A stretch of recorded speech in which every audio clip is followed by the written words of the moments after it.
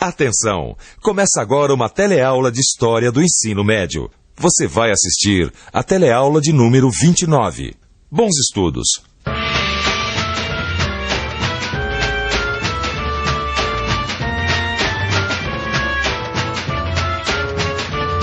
Na teleaula passada, a gente viu que o século XVIII ficou conhecido como século das luzes.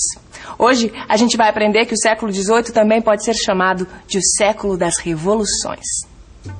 Na teleaula de hoje, a gente vai estudar as revoluções que aconteceram na Europa e na América no fim do século XVIII. Vamos ver que essas revoluções têm a ver com o fim do poder absoluto do rei, que era a marca do antigo regime.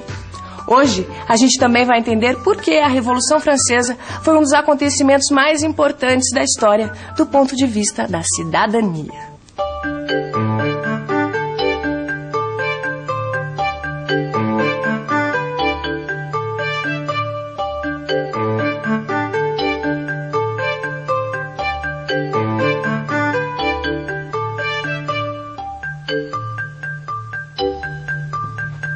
Você lembra do absolutismo, não lembra? Absolutismo era aquele sistema de governo em que o rei tinha poderes absolutos, que começou a ser contestado no século XVIII. Fim do século XVIII. Vários setores da sociedade começam a se manifestar contra o absolutismo. As desigualdades, injustiças e o empobrecimento generalizado provocam um profundo mal-estar entre os habitantes que não gozavam dos privilégios concedidos pelo antigo regime à nobreza e ao clero. O sistema político vigente continua excluindo as classes sociais que pagam todos os impostos. Por isso, o desejo de reformas urgentes se espalha pelas populações europeias.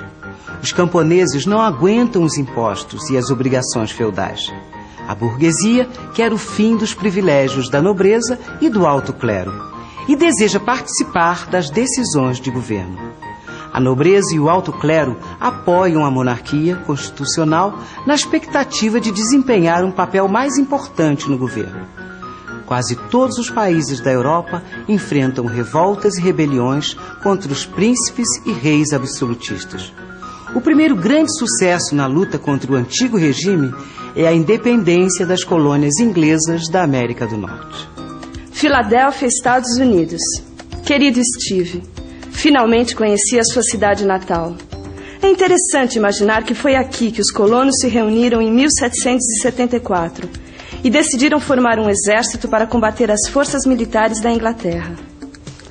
Deve ter sido muito duro para os colonos ter que lutar contra a Inglaterra durante 7 anos, mas acho que valeu a pena.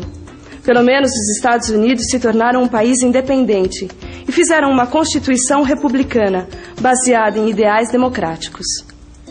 É verdade que a Constituição norte-americana se baseava em ideias que iam totalmente contra o absolutismo da época. Mas não vá pensar que tudo era perfeito. A escravidão, por exemplo, foi mantida naquela Constituição. Mesmo assim, o exemplo da vitória contra o colonialismo inglês se espalhou por todo o continente. E você conhece a história da Inconfidência Mineira, certo? Pois então, os Inconfidentes de 1789 se inspiraram na Revolução Americana para conspirar contra a dominação portuguesa aqui, no Brasil. Mas foi na França que o antigo regime sofreu o golpe mais duro, a Revolução Francesa. França, 1788. O rei Luís XVI governa o país num clima de calamidade econômica. A França se declara um estado falido.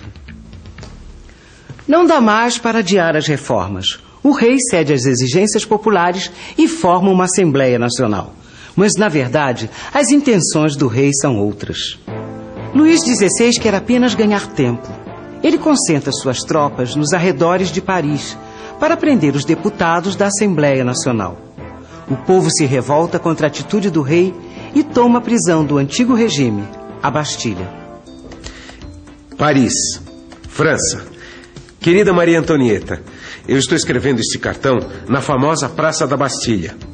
Era aqui que ficava a prisão do antigo regime francês, que foi tomada pelo povo no dia 14 de julho de 1789. Hoje sobrou muito pouco da Bastilha.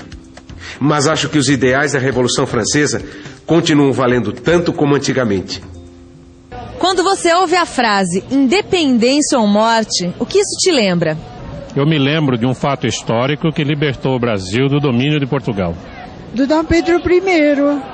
Não foi ele que fez isso lá quando ele libertou o Brasil do Portugal? Proclamação da Independência. E se eu disser liberdade, igualdade, fraternidade, o que isso te lembra? Além da bandeira de Minas Gerais, da Revolução Francesa. Queda da Bastilha, Revolução Francesa. Liberdade, igualdade, fraternidade eram os lemas da Revolução Francesa de 1789. No fundo, esses ideais de liberdade, igualdade e fraternidade têm a ver com a cidadania, um assunto que ainda não está bem resolvido no mundo em que vivemos. E por isso mesmo, cidadania é um assunto que se discute muito até hoje. O que você acha que deve ser feito para que todo mundo tenha liberdade e igualdade de direitos? Educar a população. Uma distribuição da renda mais equilibrada, mais equitativa. Falta um pouco de humanidade nas pessoas. Muita coisa tem que ser mudada nesse país. Principalmente algumas leis que, além de não funcionarem, a impunidade é muito grande. E na época da Revolução Francesa, o que foi feito para garantir a liberdade, a igualdade, a fraternidade?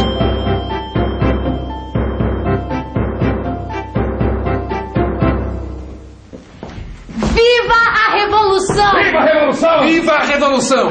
Você já está sabendo das novidades? Que novidades? A Assembleia decretou o fim da servidão, dos privilégios, dos dízimos da igreja, dos tribunais excepcionais e dos títulos de nobreza. E instituiu a igualdade no pagamento dos impostos. Viva a Revolução! Viva a Revolução! Agora o absolutismo terminou mesmo na França. E tem mais, meu amigo. Mais o quê?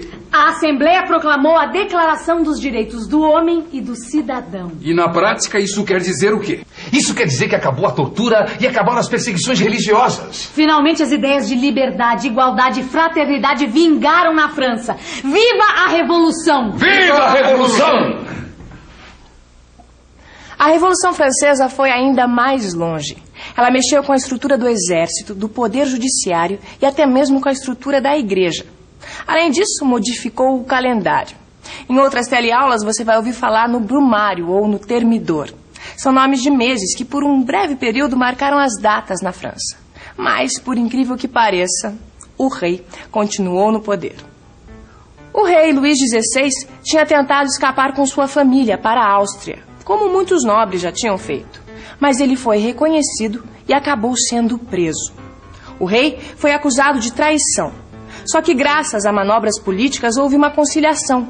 Uma nova Constituição foi promulgada, transformando a França numa monarquia constitucional. França, 1791. O poder executivo continua nas mãos do rei. Ele pode aprovar ou vetar as leis elaboradas pela Assembleia Legislativa. E os chamados clubes políticos se mobilizam para eleger os deputados da Assembleia Legislativa. O Jornal de Marat, um dos mais importantes líderes revolucionários, incita o povo a eliminar os traidores dentro da França. O povo toma as prisões e mata membros da nobreza e do clero.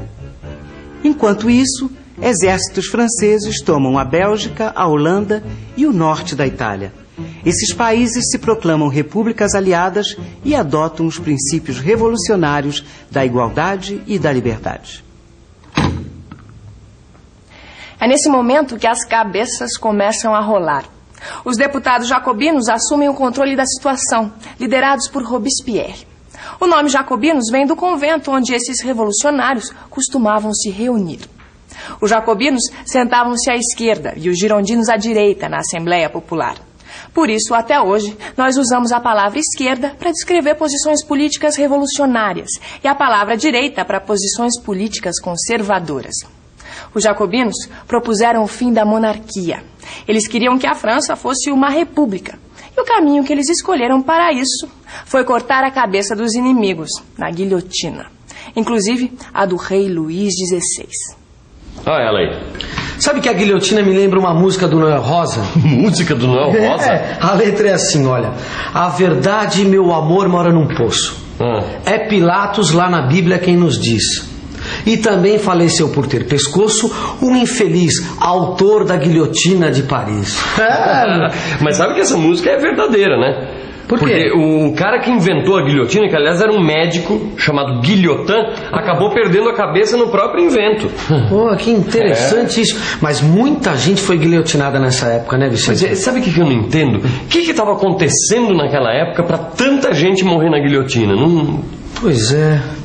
França, janeiro de 1793. O rei Luís XVI é decapitado. No interior do país, os monarquistas se rebelam, iniciando a guerra civil. Com a morte do rei, a situação piora. A Áustria lidera uma coalizão europeia contra a França. Em pouco tempo, os girondinos acusados de não defenderem a fundo os interesses da Revolução também são considerados inimigos do povo e enviados para a guilhotina. Os jacobinos tomam poder e instituem o Comitê de Salvação Pública. O comitê, presidido por Robespierre, implanta o terror jacobino, persegue nobres, girondinos e todos aqueles que contrariam suas decisões. Apesar disso, os exércitos revolucionários organizados pelo comitê conseguem destruir a coalizão europeia em poucas semanas. Com o fim da ameaça externa, o terror jacobino já não se justifica mais. Em julho de 1794, um golpe acaba com o Comitê da Salvação Pública. Robespierre e seus companheiros são guilhotinados. É o fim do terror jacobino. Robespierre perdeu a cabeça. E um ano depois, a França ganhou uma nova Constituição. Grandes reformas foram feitas e os princípios revolucionários de liberdade e igualdade foram difundidos em toda a Europa. Mas na França as coisas não iam tão bem. O governo não conseguia manter a ordem interna, nem controlar as disputas entre os vários partidos políticos. Foi aí que um jovem e vitorioso general encabeçou um golpe de Estado e iniciou uma nova fase do processo revolucionário francês. Esse general era Napoleão Bonaparte, um nome que você com certeza já ouviu muitas vezes. Nós vamos ver o que aconteceu na França e na Europa depois que Napoleão assumiu o poder em uma outra teleaula. Por enquanto, a gente fica com a revisão.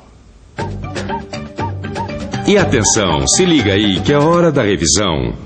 Na teleaula de hoje, você viu que o século XVIII foi uma época de revoluções. Revoluções que acabaram com o absolutismo e o antigo regime.